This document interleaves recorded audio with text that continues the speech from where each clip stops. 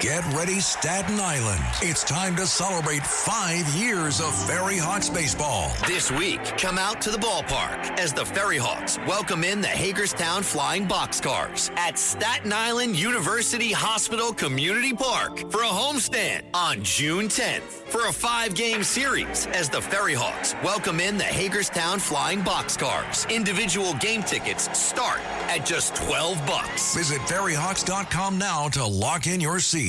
The More Money Show with Steve Moore on the Red Apple Podcast Network. Welcome back, folks. This is the More Money Show. We are on WABC and stations throughout these United States. Thank you so much to our loyal audience for sticking with us. This is our 5th year on at More Money, and our ratings are very good thanks to people like you. And by the way, thanks to people like John Catsimatidis, who was the owner of WABC and gave me my first shot in radio. We also have on, by the way, EJ Antoni, one of the top economists in the country, works at as the chief economist at the Heritage Foundation, works with me at Unleash Prosperity. Gentlemen, thank you so much for joining. By the way, John Catsimatidis, we got a good jobs report yesterday. It looks like the economy is starting to really heat up again, which is very good news. What's your take? The economy is great. The problem we have is with the Iranians. And there's 2 sets of Iranians. The joke I tell on my radio show is it's like dealing with the planet of the apes. You got the chimpanzees, the intelligent Persians, Iranians, and you have the gorillas that they just want to be agitators and they just want to be killers. And President Trump is trying to make heads and tails with them, trying to open up the Strait of Hormuz, which is very important. Bring down the price of oil, because 10 minutes after we open up the Strait of Hormuz and we have peace, the price of oil comes back down to $55 to $65 a barrel, and it comes back down to under $3 a gallon. Wow! And so that's a huge. And once that happens, Steve, once that happens, the media is blaming the high prices and inflation. There is no inflation. The inflation comes from a temporary what's happening right now with the price of $100 oil. Yeah. And you got to remember, the OPEC nations and the people that are producing the oil are making an extra $400 billion a month, or maybe much more than that. I didn't do the calculation. But they don't mind waiting another few days, because every few days they wait, they make a lot of money. So, and John, we got to bring down the interest rates, and we got to bring down the price of energy, and that's the only way. That way, we have a great November. So when I talk to energy experts, and obviously you are an energy expert, you're in the energy business yourself, people are telling me that it can take several months to get the oil price back down to where it was back in January and February. By the way, it was an all-time low back then. But they're saying that there's been so much damage to the energy infrastructure due to what's happened in the Middle East, and also the fact that so many of the reserves of countries like the United States have been depleted, that it will take a bit, maybe 6 months or so, for that price of gas to really come down. What's your response to that? That's wrong. Ask President Trump, ask Secretary Bessick. It's wrong. The price of oil will come down within 10 days. Wow. Okay, you're a newsmaker, John. All right, folks, we're gonna when the fighting is over in Iran and when they surrender, we're gonna have John Catsimatidis on 2 weeks after that, and we will see whether the gas price is back down to. By the way, I was paying $2 a gallon before all this started, John. So you're saying I might pay $2 a gallon again? I think you would be paying that for sure 2 weeks, 3 weeks after we have peace. All right. Let me turn to EJ Antoni, who is an excellent economist, and he's also a specialist in labor economics.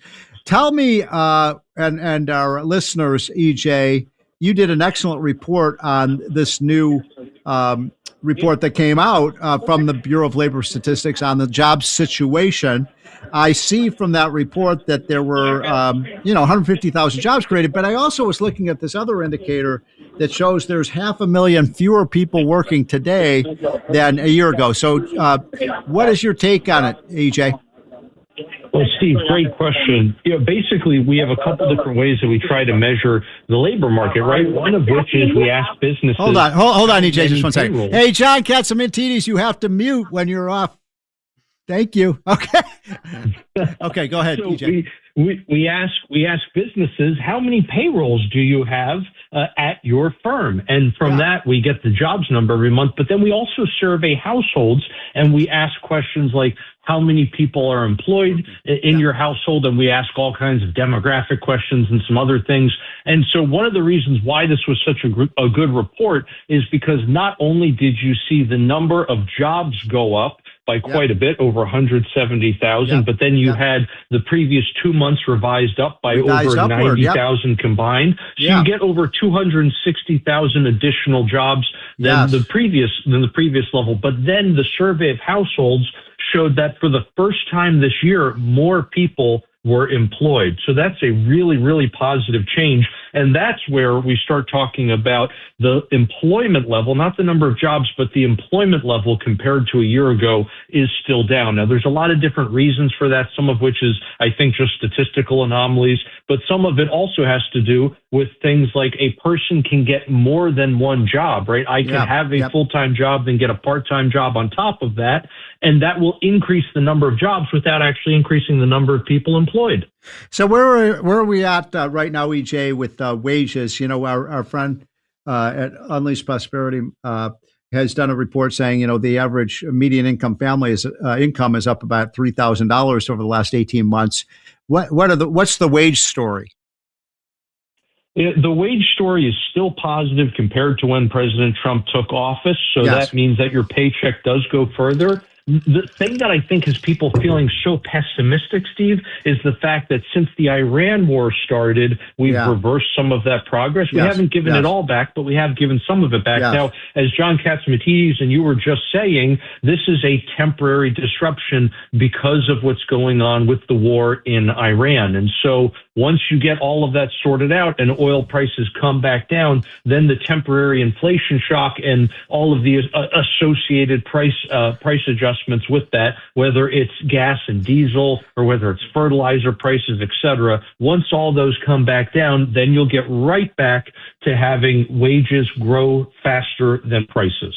So, John Catsimatidis, what is going on with all this rich bashing that's going on with the Democrats? We don't want any millionaires and billionaires, and they're chasing out of New York. They're chasing out of California. They're chasing. Listen, all you New Yorkers. Taxi. Okay, man, we're looking around. This is the 77 WABC minicast. Let Century Management Solutions get you to your next medical appointment. They specialize in non-emergency medical transportation, connecting patients to care, safety, reliability, and on time. Their advanced technology platform seamlessly coordinates patients, healthcare providers, insurers, and transportation partners all in one powerful network. With over 200 trusted transportation providers, they deliver scalable solutions backed by real-time tracking and complete transparency. Go to SENTRYMS.com. Chasing them out of Seattle. It's almost as if, our businessmen and women who created these great businesses are villains. I mean, you've been an incredibly successful businessman yourself, but Mondani basically says, we don't want the rich people here. Well, it's a game being played. And I just told very important people in the media business that the game being played is, let's take Newark, New Jersey.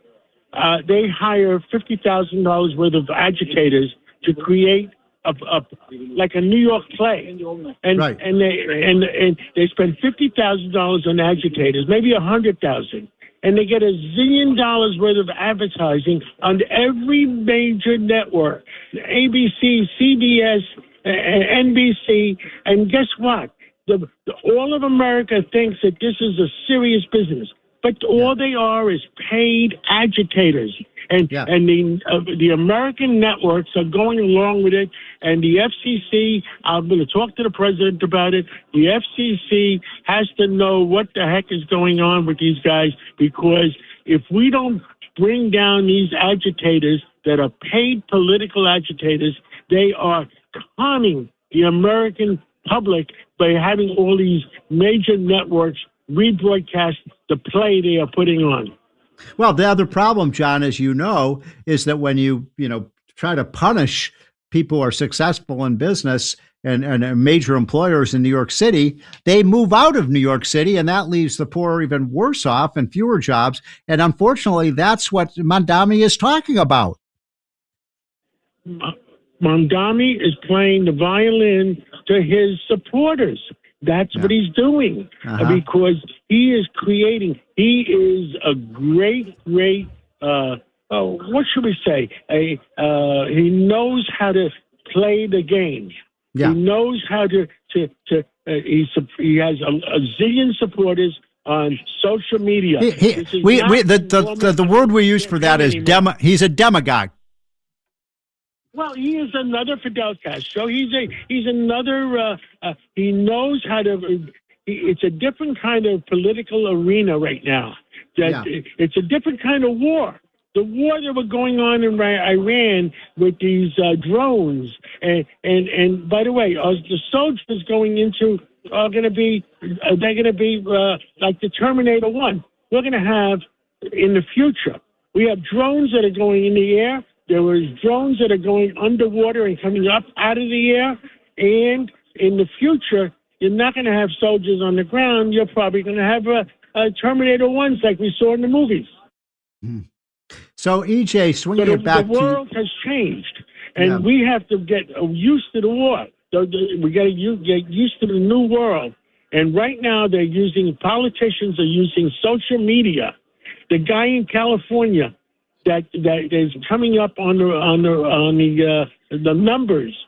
They're using social media, no longer using radio and television, no longer using newspapers, no longer using the United States mail. They are using social media to advertise among their people. And if we don't straighten out the right to vote, American citizens being the only ones to vote, we're gonna hurt our country in a big way. Well, John, that's exactly what John Fund was talking about earlier on the show, that we have no ballot protection in this country. There's still, by the way, here we are almost a week after the election in California. They're still counting tens of thousands of ballots. We don't even know who's going to be on the ballot in November because of this sickening system. They don't even have They don't even have voter ID in California. In California, which is stupid. It's ridiculous. But I want to go back to EJ on the economy, if I may, because this is what everybody is concerned about. Every single poll shows that Americans are angry about gas prices, about food prices, about healthcare prices. But EJ, I'm seeing vast improvement. I'm looking at some of the numbers, manufacturing making a comeback, construction. The numbers are really good there. Investment by American businesses. And I tie a lot of this to the Trump tax cuts. I think the Trump tax cuts were an enormous stimulus to the economy and creating jobs and creating investment and creating construction projects in the country. What say you? Yeah, Steve, I'd say given where oil is today, it's a miracle we're adding any jobs at all. So absolutely. Yeah, right. I think the tax agenda has been a big help, but also I truly believe, and I know we've talked about this before, but I think the unsung hero of this administration, Steve, is the deregulatory agenda. Yes. They have managed to cut over 120 rules for every new one they've added. I mean, and by the way, EJ, we're estimating at Unleashed Prosperity, $1 trillion of business savings, which is passed on to consumers and makes our businesses more productive and profitable. Exactly, Steve. That's exactly right. They're getting rid of so much bureaucratic red tape and at such an astonishing pace. Again, to me, that is really that's just the unsung hero, the deregulatory agenda, the unsung hero of this administration. And so I think where the negative sentiment is coming from is the fact that people they did not arrive at this present moment after 4 years of a strong Trump economy. They had 4 years of a lousy Biden economy where prices rose faster than wages. And so once you got Trump back into office And after not even a whole year in office, he managed to get wages growing faster than prices. So we were digging our way out of the hole. People were feeling better. But now, because of what's happened with Iran and with prices, again, rising faster than incomes, now people who have not yet even dug out of the hole from Biden are falling behind again. And I think that's why they feel so lousy. They're in the hole. They got a taste of what it was like to start digging out. And now they feel like they're going backwards again. So once this gets reversed, I'm hoping the sentiment reverses in a big way too. I think it will. I think when, there's nothing better than creating jobs and higher wages, and that's what Trump is doing. By the way, John, you've known Donald Trump for probably decades. What grade would you give him in terms of his handling the economy? Did we lose John? Okay, I took it off from you. And I would say on a scale of 1 to 10, Donald Trump is an 11. He is doing everything possible. He's off the charts. Possible. Yeah. So he is running the economy. He's not running it as a Democrat or independent or Republican. He's running it as a businessman. Yeah. We're back, folks, for our final segment of the More Money Hour. Thanks so much for joining. By the way, I want to remind everyone, if you want to be the smartest person in the room, if you want to understand every day what's going on with economics and politics, get our free hotline. Go to unleashprosperity.com and push the button for hotline, and we will send that to you every over. John, of course, is the president of WABC and a businessman extraordinaire. Okay, John, lightning round. I have two questions for you. Are you ready? I am ready. And I'm sorry for the noise. I'm sitting in Southampton at the 75 Main Street, and the sun is shining, and it's a beautiful day. And I'd rather be on the phone. Look, John, the sun is shining on America. Here are my two questions for you. Number one, this is the most important question of the day, John. Can you get me some Knicks tickets? For $100,000 for front row seats, I can get you a deal. Well, come on, John. I'm worth it. I've been doing this show for 5 years. But why? Did you watch the game last night, John? I watched the game last night. It was a great game. They won. We squeaked it out, so I think we're ahead of the curve. Okay, that leads me to my second question. We literally have 45 seconds left. Can New York City make a comeback like the New York Knicks have made? The New York City can make a comeback. Never bet against New York. If we all gang up together and want common sense, you got to have common sense in Albany, and you have to have common sense in New York City. And New York is the greatest city in the world, and we can make a comeback. Yeah, it sure has. Well, John, thanks so much for giving me the opportunity to do this show. We are on all over the country. Folks, we will be back next week. Same bat time, same bat channel. Have a wonderful weekend, and keep working for freedom. Thanks for listening to More Money with Steve Moore. You can hear More Money with Steve Moore Saturday afternoons at 1. If you like the podcast, share it with your friends and listen anytime at WABCRadio.com and download the WABC Radio app. Hit that subscribe button on all major podcast platforms. Plus, follow WABC on social on Instagram, TikTok, Facebook, and X. See you next time for a new episode so you never have to wonder. What the heck is going on here? On the biggest stage in the world, FanDuel is changing the game because sometimes your player gets subbed off and your bet goes with them. Not anymore. With FanDuel Super Sub, if your player's subbed out, your bet stays in. That's right. If your player leaves a match, your bet continues on with the substitute. So you're still in it until the final whistle. Visit FanDuel.com. Get started now. Let there be goals this summer on FanDuel. 21 plus select states for Kansas in affiliation with Kansas Star Casino. 18 plus DCKYWY. Gambling problem? Call 1-800-GAMBLER. 1-800-MY-RESET. 888-789-7777. Visit ccpg.org/chat. Connecticut. Visit mdgamblinghelp.org. Maryland. Visit gamblinghelplinema.org. Call 800-327-5050. Massachusetts. Call 877-8-HOPE-NY. Text HOPE-NY in New York. Call 877-770-7867. Louisiana. Visit FanDuel.com. Get started now. Let there be goals this summer on FanDuel.